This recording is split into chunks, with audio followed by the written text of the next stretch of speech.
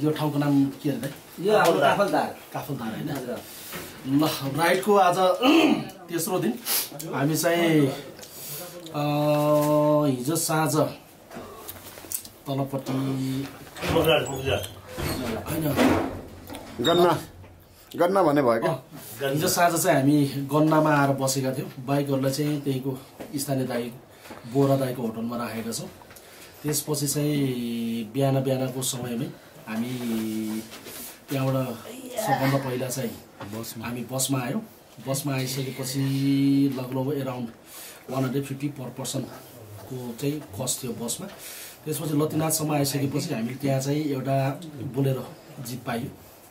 अनि बोलेरोमा हाम्रो उहाँको सर्टको नाम पनि म पछि भनिदिनु तपाईँहरूलाई। उहाँले चाहिँ जेस राम्रोसित लिएर आइदिनु भयो। पर पर्सन एराउन्ड 400-500 को आसपासमा। अब तपाईँहरू आउँदै हुनुहुन्छ भने त्यो लेभलको चाहिँ माइन्ड मेकअप हुन चाहिँ एकदमै आवश्यक छ।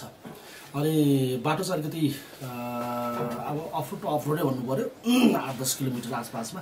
त्यहाँबाट बोलेरो जिपमा हामीले आउनलाई त्यही 2 घन्टा लाग्यो। एराउन्ड लङसम्म हामीलाई 2 घन्टा लागेको थियो। र त्यसपछि हामी तल मक्रीगढमा आयौँ, खानासाना खायौँ।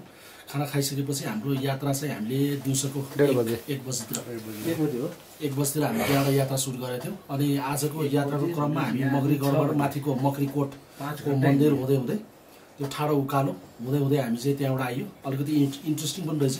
बाटोहरू बनेको देख्दाखेरि चाहिँ एकदमै सोच्न पनि नसकिने यस्तो राम्रो साइडमा बनेको होइन। एराउन्ड 6000 सिँढी भन्नुभएको थियो क्या हो एकजना भाइले। 6000 को आसपासमा थियो भनेर भन्दै हुनुहुन्थ्यो। राम्रो रहेछ। अब सिनिक ब्युटी होइन। एकचोटि दार्चुला अपी हिमाल तपाईँहरू चाहिँ लाइफ टाइममा चाहिँ एकचोटि चाहिँ आउनै पर्ने ठाउँ छ। यहाँ आउनु बित्तिकै माथिको त्यो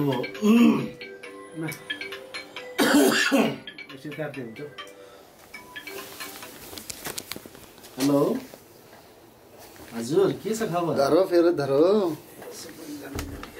यहाँ पुग्यो। हिँड्दा हेर न तिम्रो बुढोको त के फर्कियो